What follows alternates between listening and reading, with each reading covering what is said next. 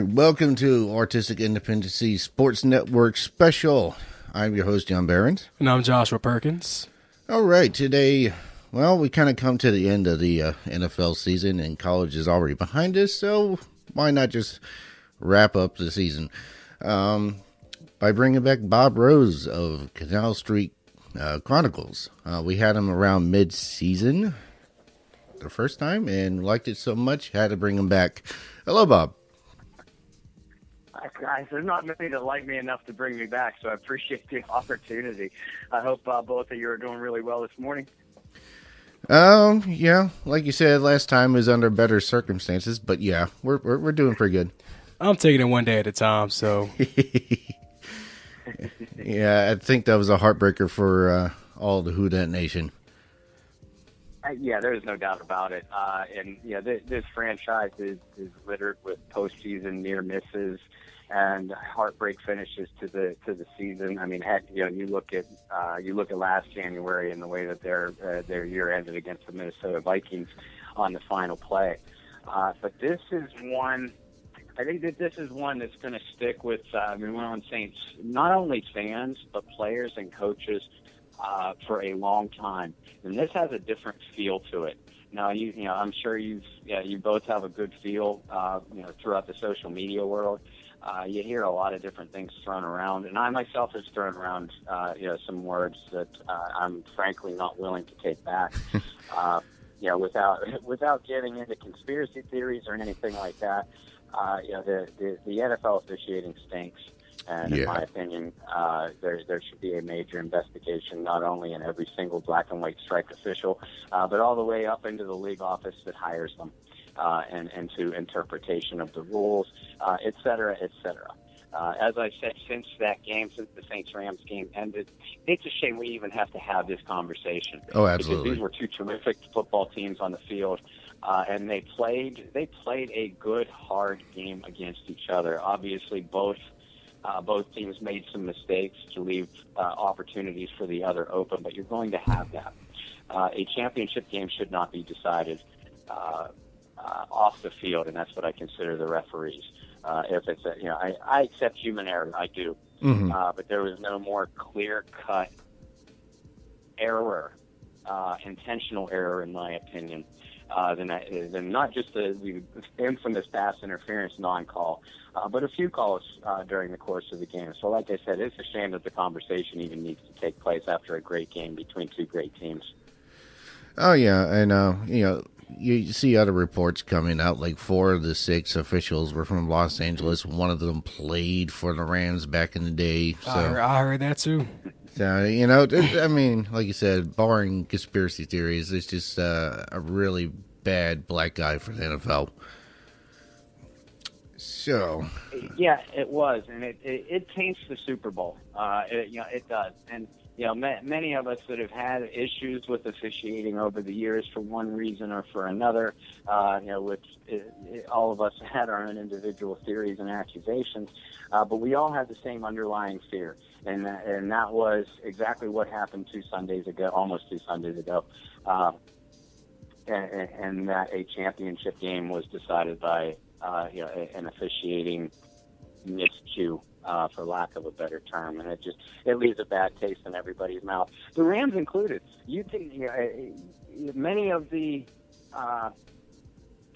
comments made by Los Angeles players, coaches, and close followers of the team afterward, they feel like they have to defend their actions or lack thereof and everything like that. They shouldn't have to do that. This is the biggest game of most of their lives up to this point. They should be celebratory. They shouldn't have to apologize for the officials. It's not like that Nickel Roby-Coleman, for example, talks openly about, he's the one that hit Tommy Lee Lewis on that pass interference non-call, which was not only a non-call for that, but it was also a clear helmet-to-helmet. And he admitted it. And a lot of the Saints in the nation have gone on the attack against Roby-Coleman. In my opinion, that's a little bit unfair. As a defensive player, you're taught in many circumstances that if you know that you're beat, tackle the guy, get the penalty flag rather than give up an easy touchdown. And that, in essence, is what Roby-Coleman was doing. So I don't think that Who Dat Nation or anybody else should be attacking the guy. He did as a defensive player is taught. It wasn't his fault what had ensued between the officiating. But yeah, the Rams shouldn't have to defend any of that. And it does make you wonder how sharply focused that they're going to be for this game against the New England Patriots. Oh yeah, I know that is one huge distraction. I mean, I feel that for the way the Rams that can defend themselves is to prove that they belong in the Super Bowl, knock off the New England Patriots, and they could put all their doubters to rest. Because a lot of people are saying, the wrong team is representing the NFC in the Super Bowl. So for the Rams to silence everybody, for the Rams the only way they can defend themselves is win the Super Bowl. Because if they don't win the Super Bowl, they're going to be hearing all season, y'all were the wrong team to go, y'all shouldn't have went. So best thing to do is knock off Tom Brady in that explosive Patriots offense. Oh yeah, there's no question about that. And again, the New England Patriots are a very seasoned postseason team. Everybody on that roster and on that coaching staff, so they're going to be a hard knockoff, no matter what opponent was facing them. So the Rams need to have all hands on deck and extremely focused. But yeah, you're right. If they lose, if Los Angeles comes up short in this game, that's only going to fuel more fire, especially from Saints fans or from anybody that does believe that the incorrect team won that game. And again, that for no other reason, the Super Bowl is tainted because of that, in my opinion. It was kind of like last season when the Saints gave up that miraculous final play against Minnesota, and Minnesota just went to Philadelphia and basically flopped against the Eagles, getting blown out. And a lot of people believe that if the Saints would have went to Philly, they probably would have beaten the Eagles and probably would have went on to represent the NFC in the Super Bowl. And so it's just 2 years Saints get the short end of the stick. Yeah, no, you're exactly right. And count me as one who did believe that the Saints could have gone into Philadelphia and knock off the Eagles last year. Now, unfortunately, it wasn't meant to be. But that had a different feel to it because we've all seen miraculous endings to postseason games before. And yeah, it was hard to say at that time, hey, Minnesota didn't deserve to go. And I say that because they made the play on the field. And New Orleans unfortunately came up a little bit short in stopping that final second touchdown to Stephon Diggs. So was it could you claim fluke? Yeah, probably. Could you claim that wouldn't have happened again in 100 if the two teams played 100 times? You could claim that as well. But the key difference is the play was made, or in the New Orleans Saints case, not made on the field.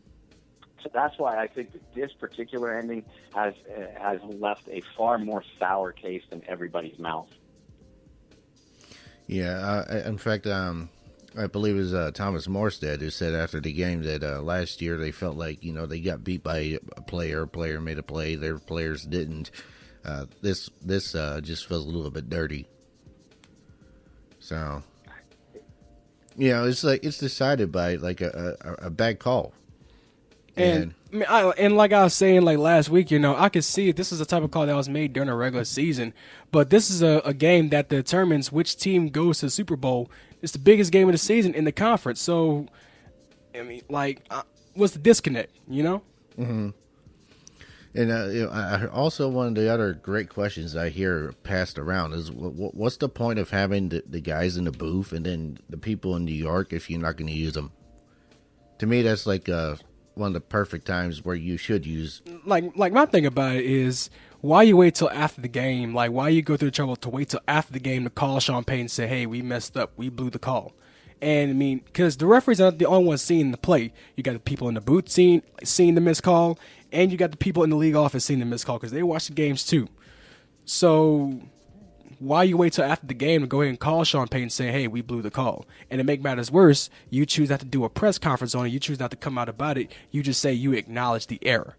And I feel that's where a lot of frustration from the Saints fans come in. Like, all right, we understand that you're not going to go ahead and start that play over. You're not going to go ahead and give us another shot.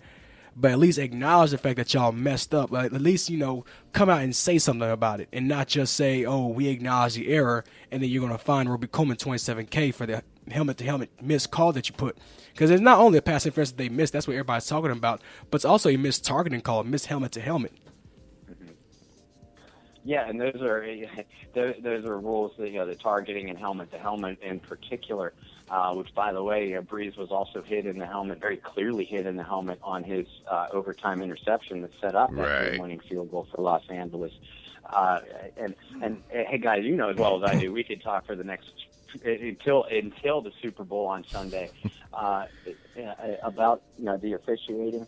But you're right. I do have a problem with the NFL Commissioner's Office in so many ways over the years. But in this particular case, not stepping up and at least acknowledging the egregious error. And I'm not necessarily going to take everybody to task, like some people in Saints world, because at this point, like you were kind of alluding to, when Sean Payton received that call almost immediately after the game, saying, I'm sorry, we blew it, we missed it. Have fun in the off season. To me, that's almost like pouring salt in the wound. But this is with the commissioner's office literally not doing anything, not saying anything rather. That's acknowledging that to me, the non-acknowledgement is acknowledging that you realize you have a problem and you don't care. And it's that kind of thing that has made this league quite hypocritical over the years. You talk about player safety, yet you let a couple of clear helmet to helmet, as clear as you can get, helmet to helmet plays happen.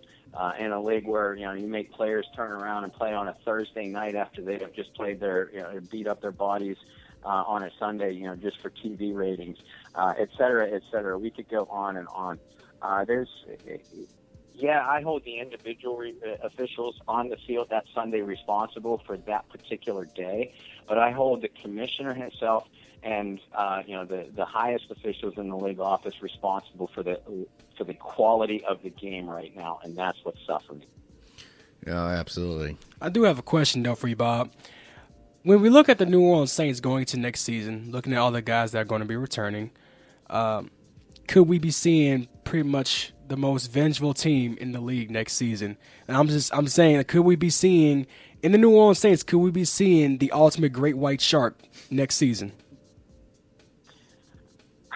Yeah, we could. And I mean, obviously, this team is going to use this as motivation. We saw how sharply focused they were through the 2018 season to prevent what had happened the year before, to take that next step. But you have to be careful too, and that the team, the players and the coaches there, that they don't let the bitterness of this type of loss overwhelm them.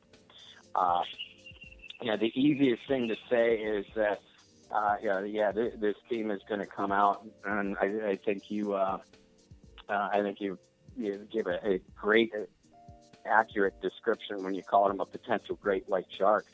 The easiest way to not let the officials influence the outcome of the game is to make sure it's not even close down the stretch. And that's probably going to be the mantra that we see the New Orleans Saints approach this offseason and come into training camp with. But like I said, you got to be careful because human emotion is such a tricky thing. It could either motivate you and spur you on to great things, or it could overwhelm you and cause you to kind of fall apart at the seams. This is still a young group, but it is a now very well seasoned playoff group. So again, they got to the divisional championship or divisional round last year. Came within 10 seconds of going to the championship. They made it one step further this year. So they know what it takes. They know how important home field advantage is. They know how important each individual playoff game is. And now they know that they need to, more so than anybody else perhaps, they need to control their own destiny and not leave it into the hands of others. It's going to be one of the major storylines, maybe through the NFL, and certainly for this New Orleans Saints team, is how focused and how they handle the disappointment and how they rebound from it. Yeah, since we're talking about Saints, I'll stay on that topic. Had some other questions, but oh well. So we got the draft coming up. Saints only have, I want to say, a second round pick out of the first 4 rounds. Yes. No question in my mind that Peyton and Loomis are going to move some players around in order to pick up some extra picks. Like, who do you see them getting rid of? Like, for one, I think Kurt Coleman's done. No question about that. He was only getting 3% of snaps down the stretch, and that's usually a clear sign that you're just essentially benching somebody. Do the Saints really have anyone outside of Coleman that they can move around for picks? That's a great question. A lot of us have been dragging our feet into getting into postseason coverage because we're all frankly a little bit better. But when you start to highlight some of this team's needs, certainly a bona fide number one tight end. They could use another playmaker at wide receiver. You mentioned Kurt Coleman. They lacked the safety depth, in my opinion. Marcus Williams took a step back in his development as free safety, although Von Bell had an outstanding season. Mm-hmm. As far as tradable pieces, I don't really see anybody on the roster that they'd be willing to part with that could bring them a big return. The kind of splash move that they would need to make through this roster. You're going to see some salary cap moves. I'm with you. I don't expect Kurt Coleman to be back in a Saints uniform. If you're going to assign a dark horse candidate to this roster, as far as not who could be cut, but who could potentially be dangled as a trade bait, keep an eye on Marcus Williams, because the kid has got all the playmaking potential in the world. The Saints know that they need to bring in some more secondary help anyway, and they know that Von Bell can play either safety position. So that since you're going to have to add a safety or two in the first place, maybe you choose to part with a Marcus Williams, who's still on his rookie deal, therefore very cap friendly. And somebody that could, if you move him to somebody else who needs secondary help, it could bring you a couple of draft picks, maybe a few second day draft picks in return. Other than that, I don't see the Saints moving any players as far as the trade value is concerned.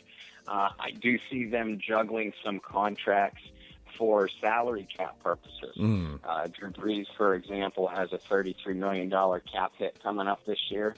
And although he's still one of the best in the game, you have some big name contracts coming up, not this off season, but the following off season for the Saints.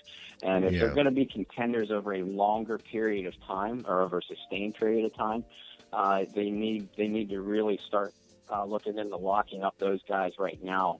Michael Thomas is one that comes to mind. His contract expires after next year. But you don't want that guy if you have any intention of wanting him on your roster, you don't want that guy even close to the open market. Right.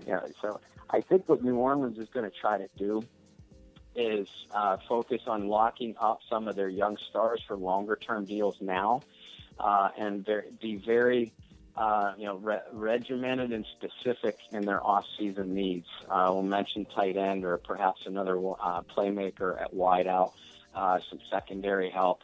You guys are right. They don't have, within the first 4 rounds, they only have a pick in round 2.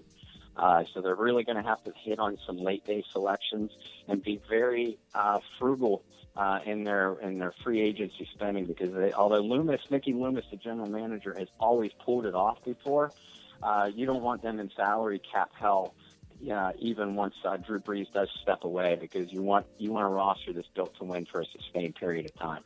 So you don't see the Saints, in other words, being a player in like some of these big names hitting free agency, like Earl Thomas per se. Assuming we were talking about safeties. That's just kind of something I was wondering if they would try to make a big splash, or, like I said, kind of play it safe. If they're going to make a big splash, it's only going to be on one name. They aren't going to be, signing mercenaries off of the street like the Los Angeles Rams did this last offseason. You mentioned Terrell Thomas. He would be a nice fit. And it wouldn't be un-Saints-like to make a big move for one player, thinking that he or that position could be the key to putting them over the top. Like I said, if they're going to make a splash, it's going to be on just one player that's going to make us all sit back and say, "Wow, I didn't see that coming. I didn't think that they had enough money to pay somebody like that." But they're not going to go out and sign or try to trade for every big name like the Rams did, for example, this last offseason. Mm-hmm. And what about the Saints secondary? Obviously the secondary is a little bit more of their vulnerable spot. I mean, obviously they got Lattimore, and it does look like Eli Apple is going to fit the Dennis Allen mold pretty well, because I feel like he improved and came along as the season went on. But they got P.J. Williams coming up in free agency. They have Patrick Robinson coming back from the injured reserves. You still got to ask, okay, what are they going to do with King Crawley? You give him a second chance to prove himself again, or get rid of them. To me, it just looks like the Saints have to make some decisions with that secondary this offseason.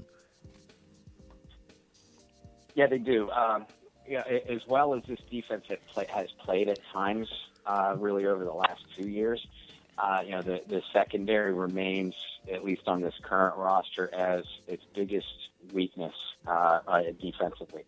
I agree with you. I think Lattimore and Apple are two solid cornerbacks. Pretty close to as good a duo of corners as you're going to find throughout the league. Patrick Robinson coming back from injured reserve next year is going to be huge. The Saints really missed him this year. I think he went out in the third, maybe the fourth game. Mm-hmm. And he is a solid shutdown cornerback from the slot position, something that burned this team repeatedly over the course of the year. I got kind of sick of looking at the back of P.J. Williams or Ken Crawley's jerseys as games would go along. So if Robinson comes back fully healthy, and there's no reason to expect that he won't, P-Rob, Eli Apple, Marshawn Lattimore, it does give the team three cornerbacks that they are comfortable going into the season with. The safety position is an area that I'm a little bit more concerned about. Von Bell, who started the season off really rocky. Like I said, in my opinion, he had an outstanding season. But something that concerns me about that young man, he was drafted in the second round in 2016, primarily for playmaking abilities that he had while at Ohio State. In 3 years in the league, Vaughn has yet to record an interception, which to me is baffling considering how often teams throw against the New Orleans Saints. Mm-hmm. Marcus Williams, we talked about him before. I'm still a big believer in him. I think that he could be a key piece to the secondary moving forward. But in my opinion, he did have a disappointing campaign in 2018 when a lot of us expected him to bounce back with a fury after giving up that last-second touchdown against Minnesota in the divisional game. It's going to be very telling to see what kind of moves they make at safety. I think all of us are in agreement that Kurt Coleman probably will not be on the roster. Chris Banjo and Justin Hardy, I think both are unrestricted free agents. Yeah, they are. And they're more key special teams performers and depth players in the secondary. So if you're going to focus on either, if you're going to tell me the Saints have have to bring in either a cornerback or a safety as our top level, but you can't do both, I'm going to say give me a safety because I'm much more comfortable with what the team has at the cornerback position. Well, yeah. You're talking about Banjo and Hardy. I mean, both of those guys had to step up, and during the season, I would say Hardy against the Rams and Banjo against the Eagles. During that 48-7 blowout, Banjo had 2 picks on Carson Wentz. It looks like those guys are worth keeping around, especially their special teams play, but emergency starting positions if need be. I think the big question for me is P.J. Williams. I mean, he did more or less have a breakout season, surprisingly, in that slot position. But again, that's Robertson's position. So, do the Saints keep P.J. or let him go? No, I think they let him at least test the free agency waters. If nobody signs him, then they may be open to bringing him back on a pretty low financial deal. But yeah, like you said, with Robinson coming back into tow, PJ did play very well, especially after they traded for Eli Apple, because with Apple starting on the outside boundary with Lattimore, that limited PJ snaps a little bit, and it allowed him to move for the most part into slot coverage, where he struggles a lot less than what he does when he's asked to take on a top wide out along the outside. But I think that they are going to let PJ just test the free agency waters, or if they give him a contract offer as free agency hits, it's going to be one that could easily be matched by another team. I think that if you're looking at Hardy, Banjo, and PJ all being unrestricted, the team would probably prefer to keep, if they were able to keep two of the three players. My hunch is that they would attempt to keep Banjo and Hardy first because of what they can offer the team on special teams, while still providing some solid depth in the secondary.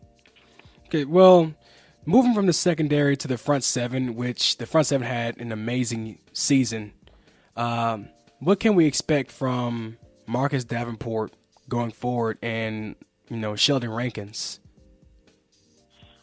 Well, I'll address Davenport first. Davenport was really playing at an extremely high level when a foot injury caused him to miss, I think it was 3 or 4 games. And he was a little bit slow to recover from that. Having said that, he was considered a relatively raw prospect when the Saints moved up to trade for him. So the team's defensive coaches were pleasantly surprised at how well he picked up some of the different nuances, not only of Dennis Allen's defenses, but of opposing blocking schemes. And having a veteran like Alex Okafor to take some snaps away from him helped too, because he wasn't necessarily thrust into the fire. I expect a lot bigger role from Davenport next season, however, because he has such terrific natural athletic ability. He's a lengthy edge rusher, which is extremely difficult for offensive tackles to handle. He has underrated strength. So if he could hold them at bay with those long arms of him, get a good initial punch, he could beat his man either inside or around the edge. And you can't ask for anything more from an edge rusher, the ability to pressure the passer both on an inside move or with speed around the edge. So I look for a big season from Davenport next year, which is obviously only going to help Cam Jordan on the other side, because you can usually only double team one of them. The Sheldon Rankins issue, that's a lot more concerning to me, because Rankins, of course, went down with an Achilles injury in the Eagles playoff game. And, not only was his absence extremely important and noticeable in the Rams loss, but you figure most Achilles tears take up to a year to fully recover. Mm-hmm. So, while the Saints haven't said a lot about it yet, I would be shocked if Rankins was available for the very beginning of the 2019 regular season. My more realistic hope personally is that he's in the lineup by midseason and hitting his peak by the playoff run, which obviously leaves a pretty sizable hole at the defensive tackle position early in the season. And it'll be interesting to see what kind of course that the Saints take with offseason moves geared towards that. Well, also, obviously Rankins had a monster breakout season. He's starting to look like the player that the Saints hoped he would be. But another player that had a breakout season was Amiata. I mean, David Amiata had some pretty big games, and one being the Cowboys game. So, as concerning as the Rankins, injury is, honestly, like, I don't know. It just seems like that's the Saints' deepest position. In my mind, if these guys continue to develop, they could potentially be one of the best, if not the best, front seven in the league. What do you think? Oh, isn't a question. We said a few minutes ago how we kind of identified the Saints secondary as perhaps the weakest unit on the defense. I think without a doubt that the defensive line is their strongest. We mentioned Jordan. Jordan is an All-Pro. He's one of the best in the league. Davenport could be a freak of nature and could be an absolute beast. Okafor gives you a steady veteran presence along the edge. You mentioned how well Rankins played this year. But you pointed out Onyemata. He had a terrific season. His weakness from the time he got into the league was as a run defender, but he improved that as the year went along too, helping him to earn more snaps. As a pass rusher, he is a good natural pass rusher, and as long as he keeps his opposing lineman, because he's a big framed guy too, one of the ways that he was getting beat earlier in his career was offensive linemen were quickly getting leverage on him and thusly taking him out of the play. But he's learning the small nuances of pass rushing in that aspect a little bit better, and as a result, he's vastly improved from what he was. Taylor Stallworth, inside at defensive tackle, he was an undrafted rookie this last year. Outstanding run stuffer. He has an explosive first step that he's able to split double teams and get quick interior penetration into the backfield. He was a real find for this team and gave the Saints some great defensive snaps, particularly on early downs. As we look at free agency, one of the underrated free agents that the Saints, in my opinion, should really push to keep is Tyler Davison. Davison is another outstanding run defender. He doesn't possess a wide array of pass rushing moves, but he is so strong inside, and he naturally consumes two blockers on base offenses because of if they don't block him with two men, or at least have some help into the backfield to step up. His strength will allow him to push into the offensive backfield extremely quickly. Again, he's not going to beat you with a whole lot of stunts and fancy moves, but he will just beat up opposing linemen inside. Davison and Stallworth both are underrated aspects of that Saints defensive line interior. And like you said, if they all continue to stay together and develop at the rate that they are, they could quickly be easily the best defensive line in the league. Yeah, Stallworth definitely impressed me in the few snaps that he did get. Davison, I think he's restricted, so if the Saints lose him, that's their choice. Anyway, they do have some free agents hitting the market on the linebacking core, Manti Te'o and Craig Robinson. Demario Davis obviously anchored that linebacking core and turned it into one of the more impressive units in the league. But with those two guys hitting the market, I thought they were both pretty solid with the Saints. Did the Saints keep both, or one, or none? Between Te'o and Robertson? Yeah. I suspect that they'd probably if they just try to keep one, it would probably be Robertson. Again, just like we talked about in the secondary and what Banjo and Hardy could give to the team, that's what Robertson gives to the team. He gives them good veteran leadership, a proven starter at any of the linebacking positions, in addition to being a very good special teams player. He's actually one of the unsung leaders of this team and from the locker room. Don't quote me on this one, but I believe he was even a special teams captain last year, which is pretty telling, considering the names throughout that roster. I think of the two players, Robertson would be the more important one to keep. Te'o did not get a lot of action at all and was inactive for a lot of the Saints games, especially over the last half of the season. I don't think that was a slap necessarily to his abilities. I just think that because Demario Davis, Alex Anzalone, and A.J. Klein were just playing so well against not only the run but the pass, that made them hard to take off of the field. So as long as they were healthy, there was not a lot of room for Te'o in the lineup because Manti doesn't give you a lot as a special teams player, and that's where Robertson is maybe a little bit ahead of him, in terms of importance to this team.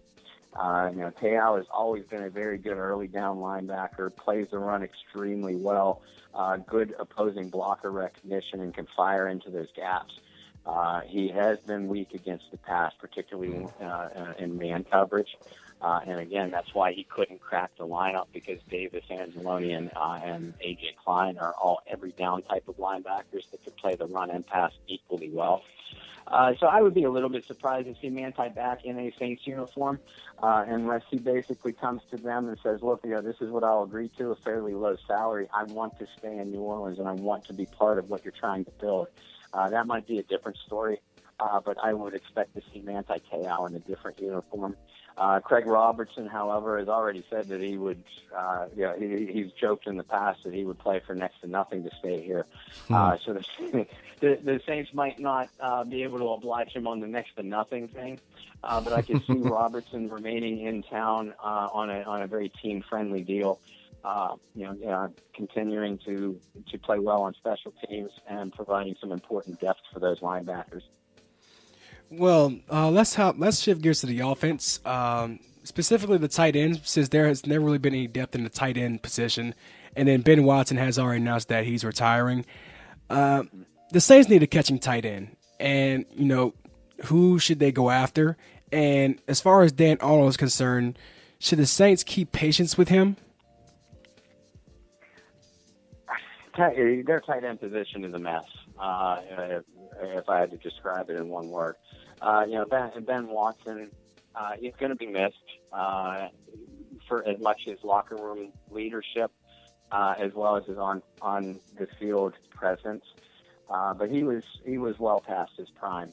He couldn't consistently get down the field anymore, and you could see that reflected in the Saints passing game struggles down that second half of the year. Josh Hill is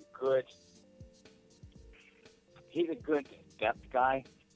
He blocks well. He can give you some limited passing game production. But you're right, they need a top level tight end. Maybe not a Gronkowski or Jimmy Graham in his prime type of player, because they already have those top weapons. But they need somebody to threaten the defense in the middle of the field. Something that they did not have from that position this year. Dan Arnold, I think you were just asking about him. Dan has some good potential as a pass receiver, and they really like him as a pass receiver. He has good athleticism into the open field, and he can threaten the defense down the seam, and has threatened the defense down the seam. He's still a young guy on a very team-friendly deal.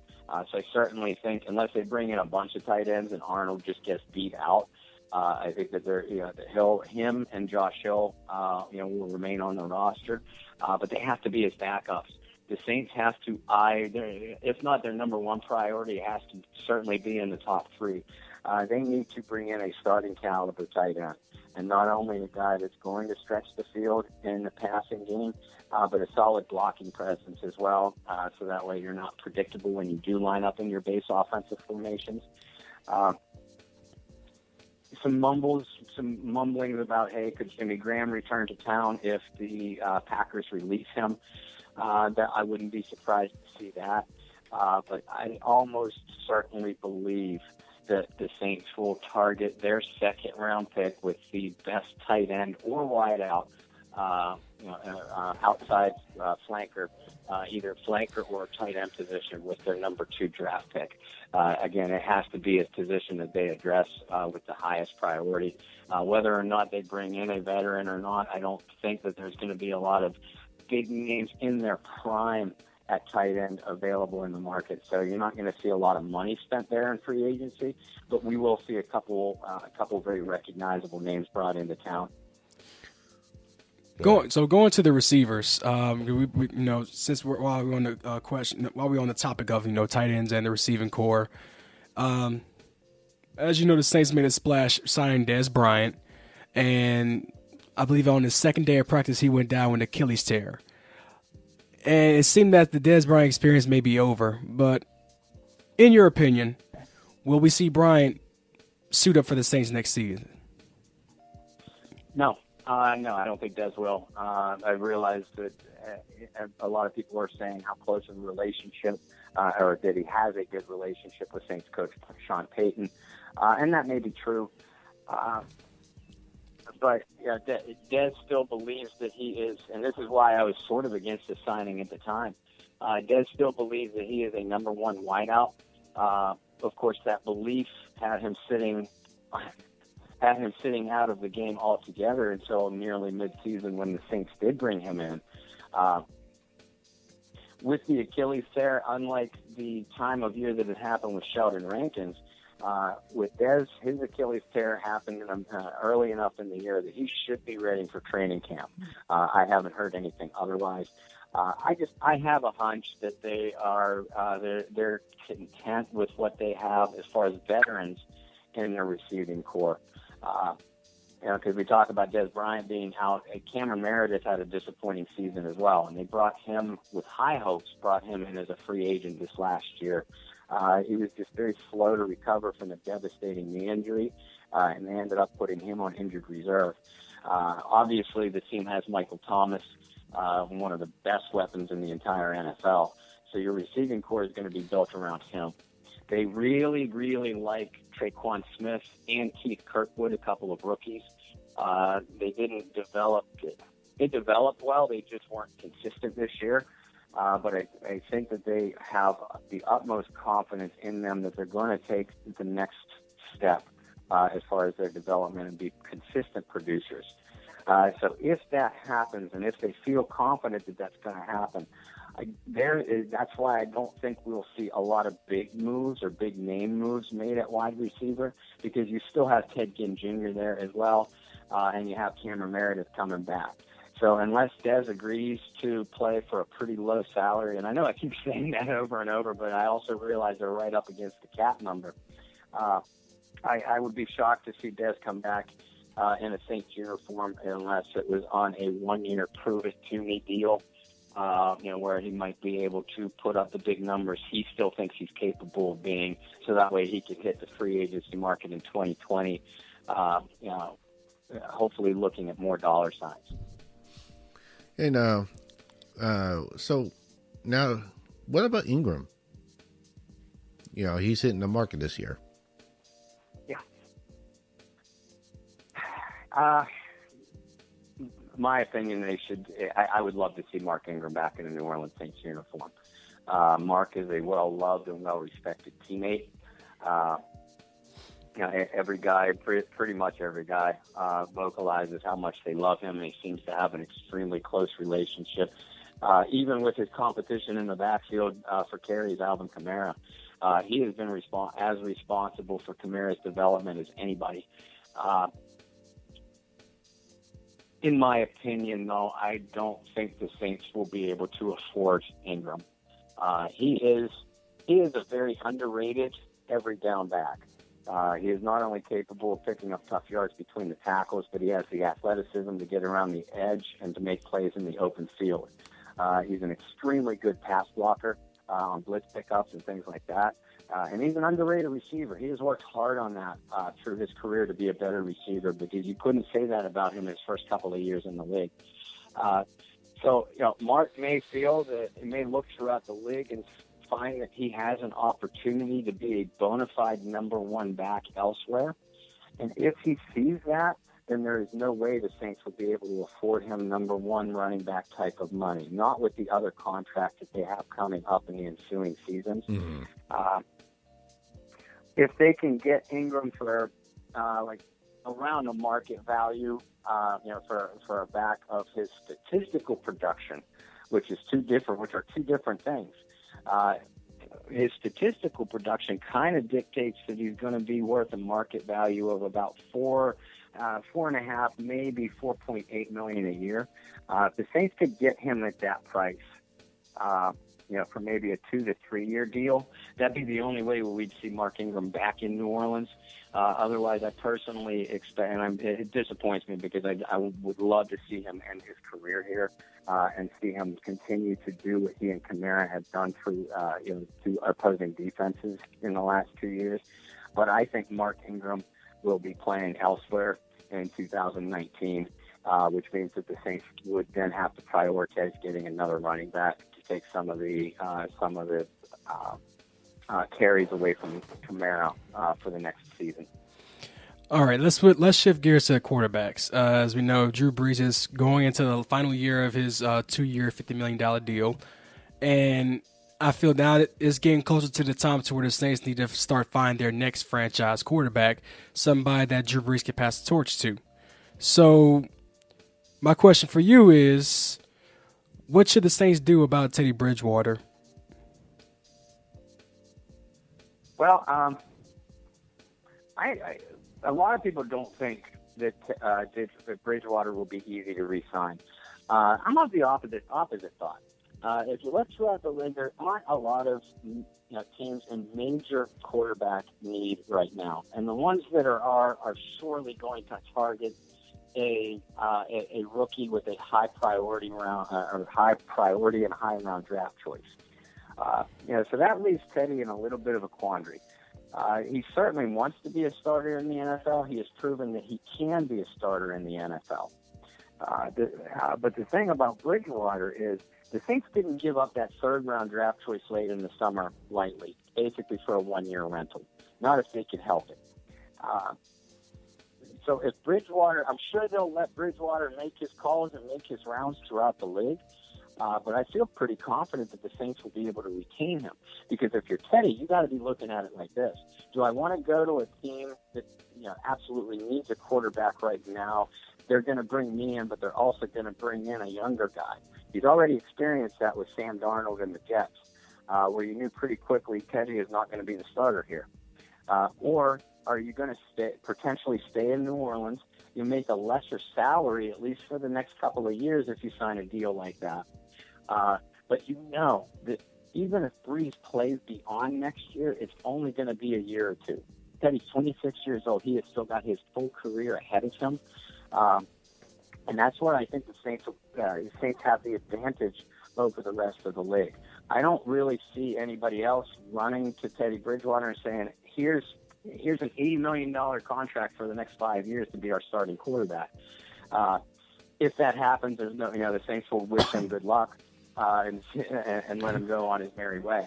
What I see happening is probably a handful of different teams offering him the same kind of deal, maybe a pretty reasonable deal for like a 2-year contract, maybe 3 years. And Teddy, this is just my own personal prediction, Teddy will stay in New Orleans knowing that he'll get a shot, at least initially, to be the replacement once Drew Brees steps away from the game. And to kind of wrap up the Saints questions I have, I just want to take a little look back at Taysom Hill. Okay, so this year Peyton really unwraps or revealed the Taysom Hill Express pretty much.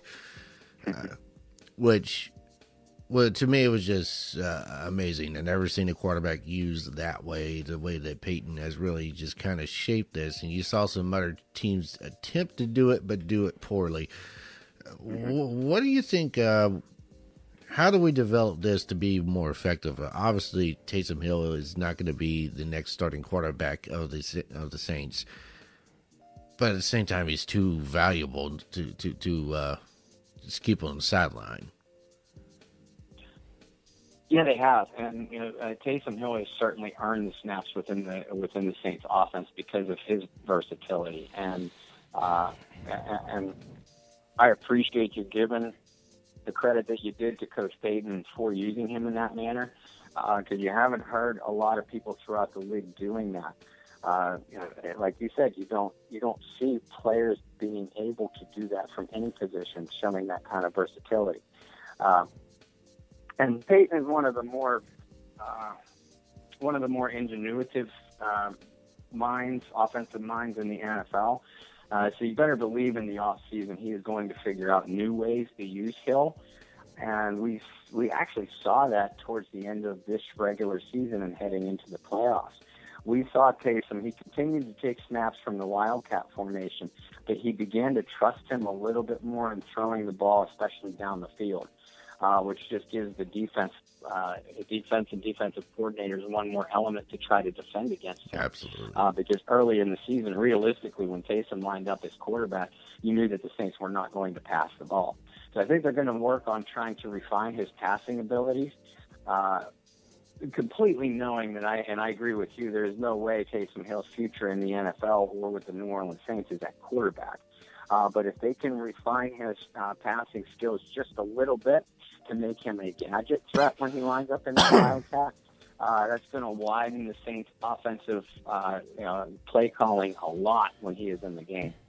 I think it's also telling that Taysom lined up a lot and with a lot of snaps over the last few games and into the playoffs as an H-back, which I found pretty interesting. Now, certainly even though he caught that short touchdown pass against the Rams in the title game, he needs to work on his hands. He is not a natural receiver. But if there's one thing that we have learned about Taysom Hill over the 2 years he's been in the league, he is going to be one of the team's hardest workers. So I expect to see some more throws from Taysom out of the Wildcat formation next year, and he is going to be very much in the conversation for a featured H-back role when the Saints go to maybe a two tight end formation where you have your more traditional inline tight end, and you'll have Taysom Hill as an H-back. But we will certainly see more Taysom being used and utilized in more ways in 2019. My question is, so say the Saints lose Mark Ingram. Instead of maybe trying to go after another running back, maybe how about we could put Taysom permanently at running back, sooner than later? I mean, I think it would be a good position for him because, like a lot of analysts say, the guy, he's basically a running back that plays quarterback, pretty much. Mm-hmm. And so, I feel that being a running back, I feel that permanent running back, him and Kamara share in the backfield, I think would be a pretty dangerous combo. Yeah, it could be. And that wouldn't surprise me either. Like you pointed out, if they do lose Ingram in free agency, they have to bring in another running back. Taysom at the running back position is an interesting thought. And I would expect to see it and to see him involved in more plays that way. But I think it's very dangerous to go into the 2019 season, expecting that Taysom is going to be the type of player that can carry the ball 15 or 20 times a game, if that's what it's called for. If the Saints lose Ingram in free agency, I would expect them to kick the tires on a number of different veteran backs, like they did this last year. When Ingram missed the first 4 games of the NFL season due to suspension. A guy like C.J. Anderson, it would be a great example. He kind of, after he left Denver, the Carolina Panthers signed him initially. He didn't work out there. I think the Oakland Raiders brought him in for a game or two, but he wound up, of course, in Los Angeles, where he's playing some of the best football of his career. So a guy like that, a guy that isn't going to, a veteran guy, that might still have some juice left in the tank, but isn't necessarily going to eat up a lot of your salary cap, to bring him in on a 1-year deal.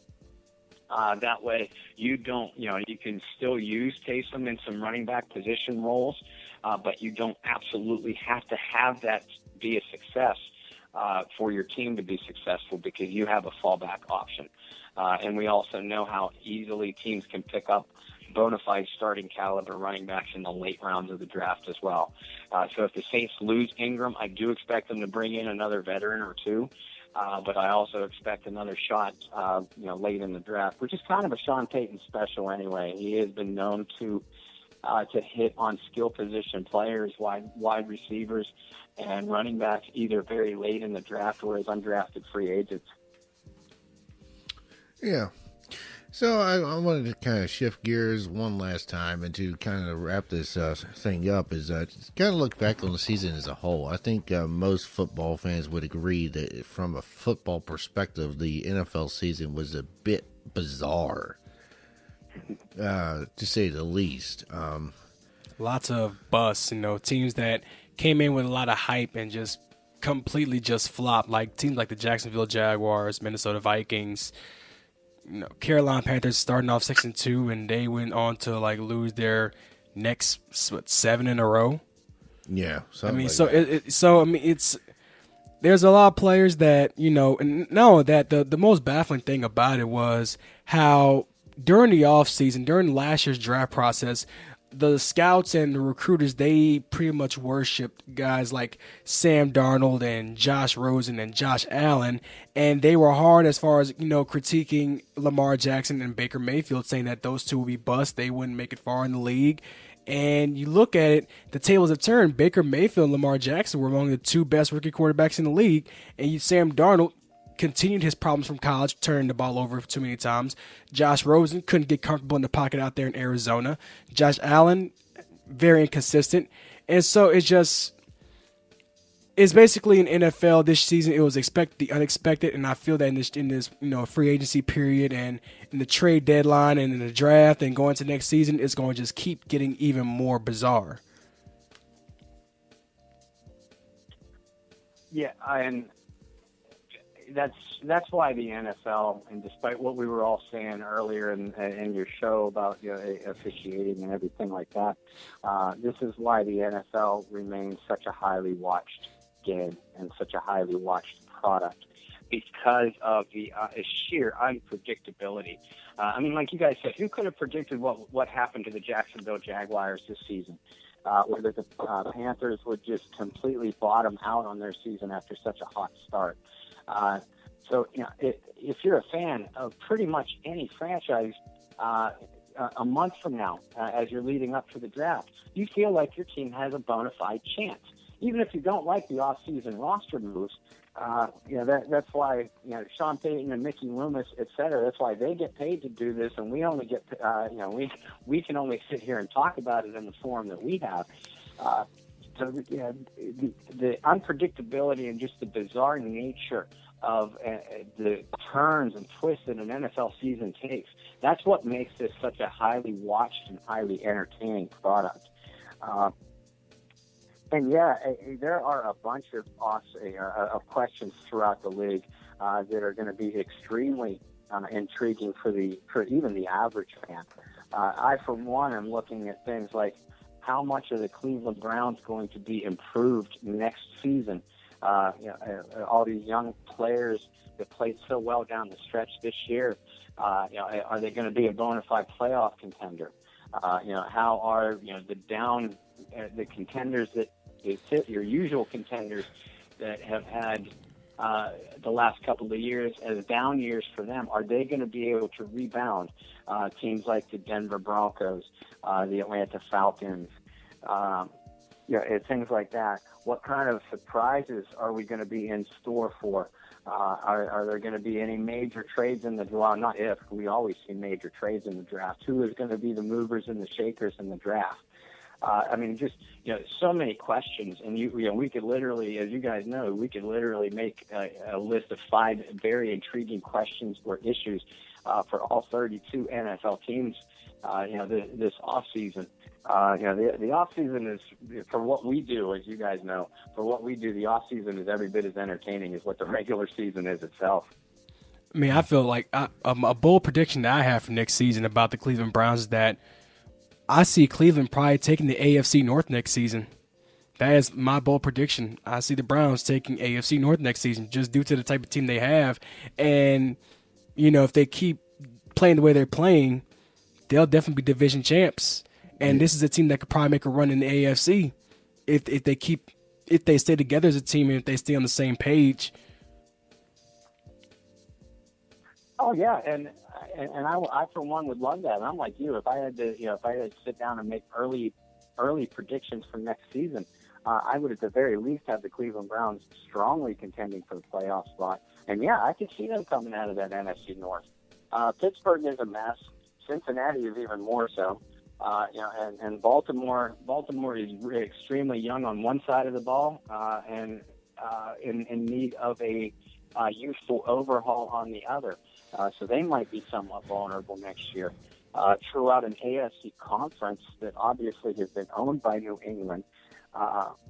And obviously, you also have to ask yourself when the Patriots dynasty is finally going to stumble.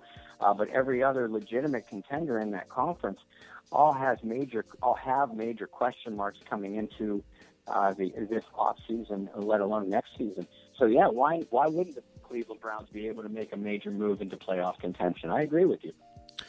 Yeah, and one of the things that just kind of baffled me about the season is that we opened up and it seemed like for the first 8, 9, 10 games, defense just did not exist, and then you had this pinnacle, this peak of highest scoring game in NFL history. It was like the Chiefs-Rams game. That was just ridiculous. And then all of a sudden, it's like this resurgence of the defense in the back half or second half of the season. And then in the playoffs, it's just kind of more bizarre. God knows what's going to happen. So, any idea what the cause of that was? There's a couple things, I think. Early in the year, we always see a lot of penalties and God, I hate to bring up officiating again.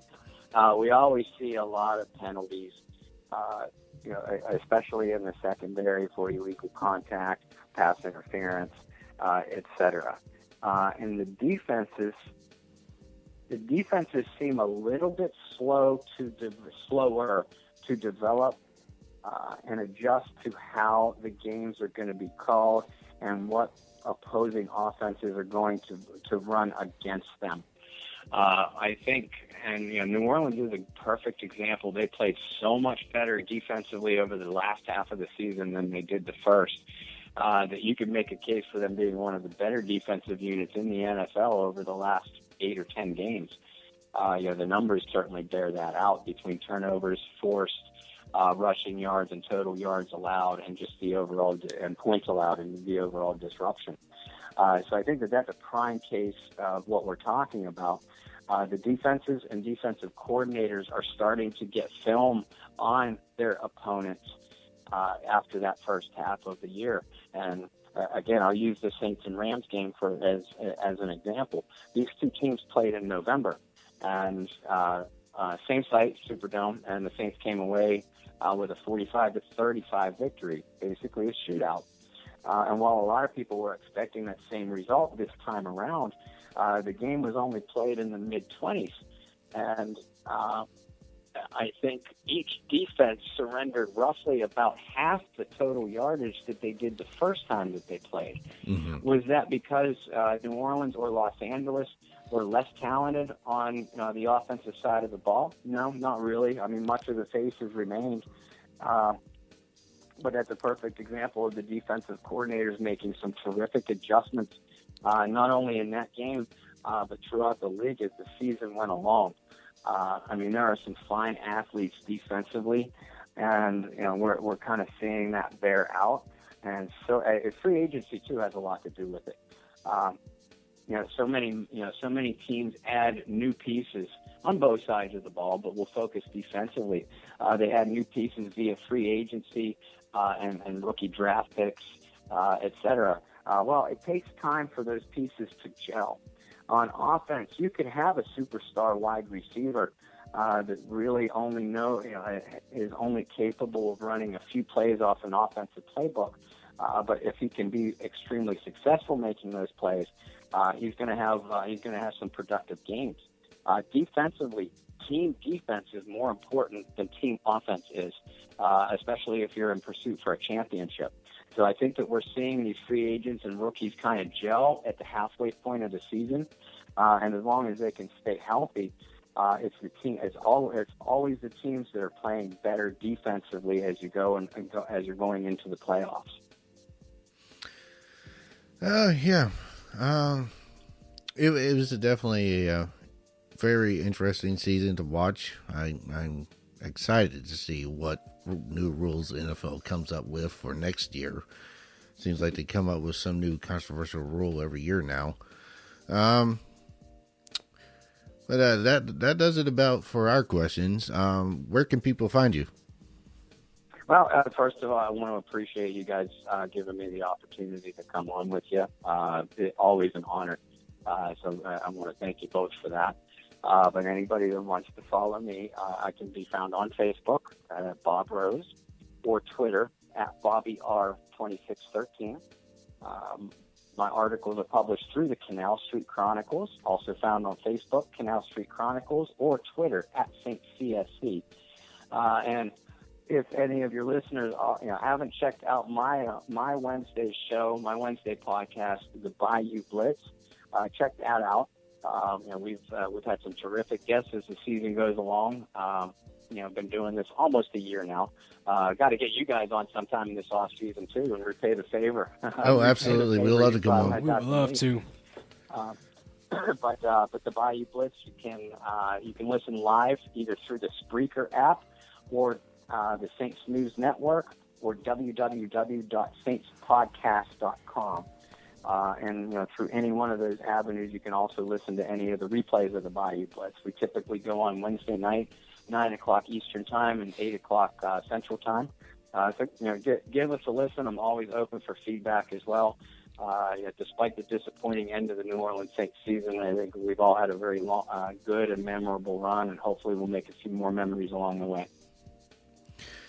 Well, we definitely look forward to being on your show, and we have to get you back on right around when the camps start opening up.